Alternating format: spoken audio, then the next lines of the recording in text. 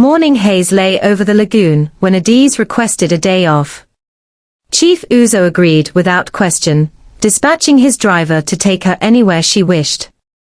She directed the car toward Benin City, a 5-hour journey of rattling tires and dusty roadside markets. At the outskirts of her childhood neighborhood, she asked the driver to wait, then walked narrow lanes that smelled of ogbono soup and diesel.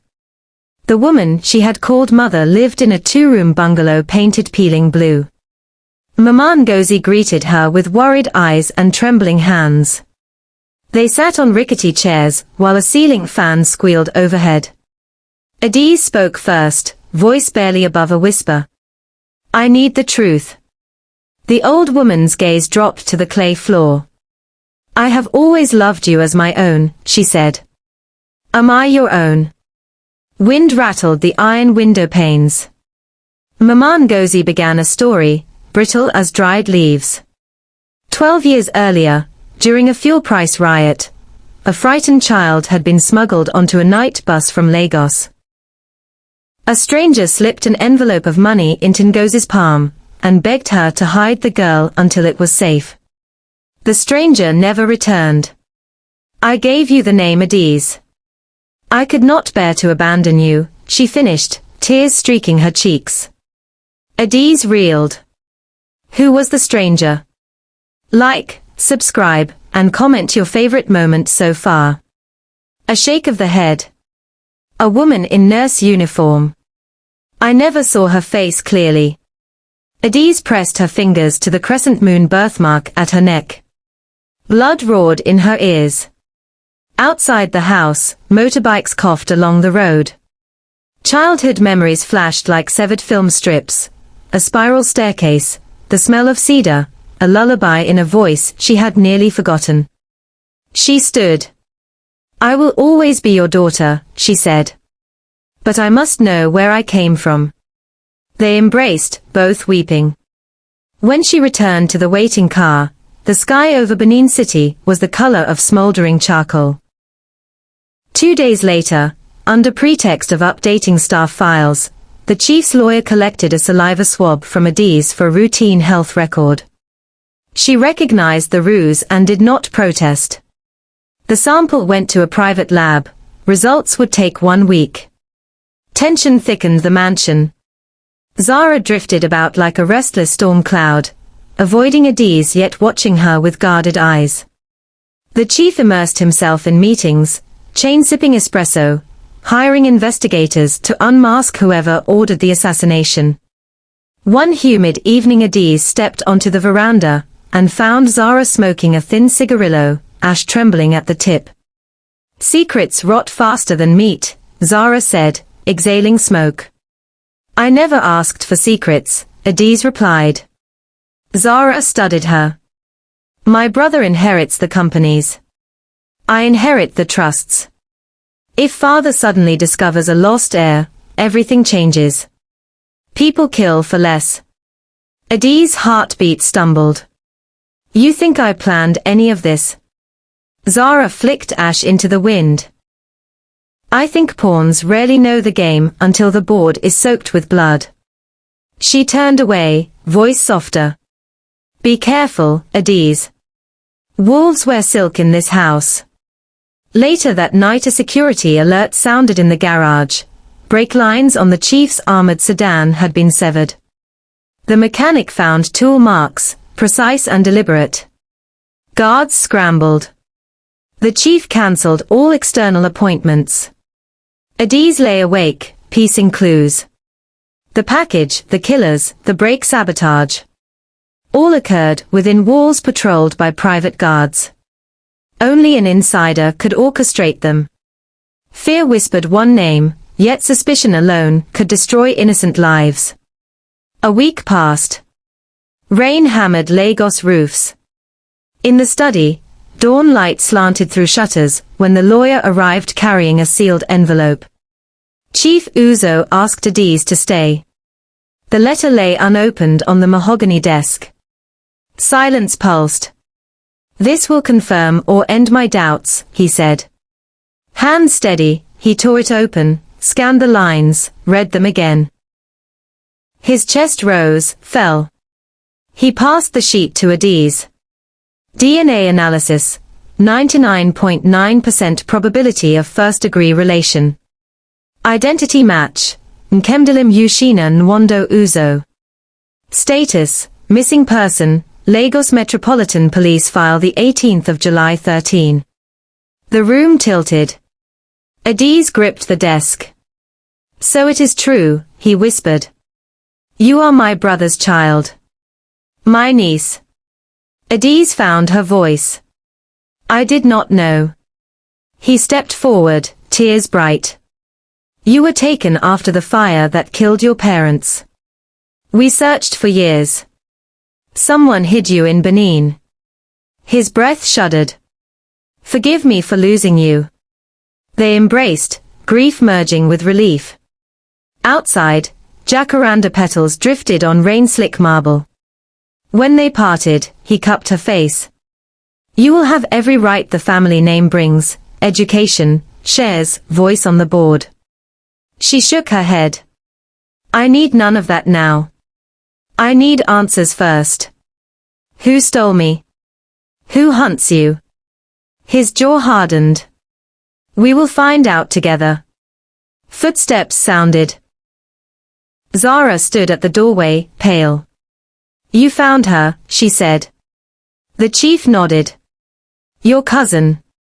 Zara swallowed. Welcome home. The words seemed both welcome and warning. That evening the chief convened a private meeting with his security chief, lawyer, and investigator. Adaeze sat beside him. Documents spread across the table. Financial transfers from a shell company in Mauritius to a local security consulting firm linked to Zara. A hush settled. The investigator spoke. The shell company funneled money to the assassins and to a mechanic hired to sabotage brakes. The account is controlled by Miss Zara Uzo. Adaeze's stomach clenched. The chief's face drained of color. He called for Zara. She entered, eyes flicking to the papers. Why? The chief asked, voice brittle. Zara's shoulders squared.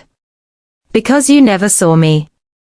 You buried yourself in empires, left me to mourn mother alone. All I ever heard was how perfect my missing cousin was, how the family fell apart after her. I thought if you were gone, at least the pain would end and the estate would pass quietly. Her gaze slid to Adaeze. Then she appears, the ghost that ruined my childhood. Old wounds reopened. Tears glimmered, but her voice remained icy. I did not want you killed, father. Only scared. But the men you hired to scare billionaires easily turn murderers. The chief's eyes blurred with agony.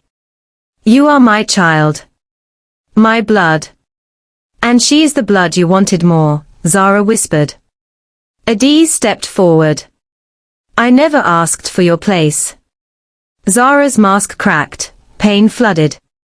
But you have it. Security guards waited for orders. The chief struggled, then lifted a trembling hand. Take her to the south wing. No cuffs. No police, not yet. Zara allowed herself to be escorted, head high, tears flowing silently. Night blanketed Glover Road. In the courtyard, lanterns cast soft halos. Adaeze found the chief seated under a jacaranda, leaves whispering above. Will you press charges? She asked. He stared at the koi pond. I lost one child to death, nearly lost another to bitterness. Prison will not return our years. Adaeze sat beside him. She needs healing, he said. We all do. They remained in silence until dawn lightened the sky. Weeks rolled by. The chief sent Zara to a rehabilitation retreat in the Drakensberg Mountains, along with a therapist and trust funds she could not access until treatment milestones were verified. She left wordlessly, eyes hollow. Adaeze enrolled in a nursing program at Lagos University Teaching Hospital, funded by the family. She chose to remain in the mansion, not as maid nor heiress supreme, but as daughter of the house. She insisted staff keep their jobs. She oversaw welfare benefits. The chief reopened a defunct foundation in memory of his late wife, and renamed it Nkemdalim Initiative, focusing on scholarships for displaced children. Adaeze chaired weekly meetings, voice still shy but growing firmer. Months later Zara returned, shoulders lighter, anger unclenched. In the garden she approached Adaeze. "I was cruel," she said. "I was a stranger in your home," Adaeze replied. Both women held years of ache between them. Zara extended a hand. Adaeze took it. Silence bridged the gulf. One Harmattan twilight, the mansion threw open its gates for a foundation gala. Chandeliers glittered, musicians played highlife under silk canopies. Guests gasped at a restored portrait unveiled in the foyer, the missing niece at age 8, beside a young Zara, both laughing beneath jacaranda blossoms. Adaeze stood before it, breath-catching. She felt the past knitting into present, thread by luminous thread. The chief tapped his glass. "Tonight we celebrate family found, wounds healing, and a future where wealth is measured not only in naira, but in lives uplifted." Applause rose like warm rain. Adaeze stepped beside him. Cameras flashed, yet she did not flinch. She saw beyond the lights, Maman Ngozi in Benin smiling at a small television, nurses in a crowded ward greeting her return, Zara watching with quiet pride. The mansion no longer felt haunted. Cedar and lavender drifted through corridors bustling with hope. Adaeze closed her eyes briefly, whispered gratitude for roads that turned, for strangers who nurtured, for courage born in unexpected soil. When she opened them, the chandelier above blazed like a second sunrise over Glover Road, bathing servant and billionaire, orphan and heir alike in the same boundless light.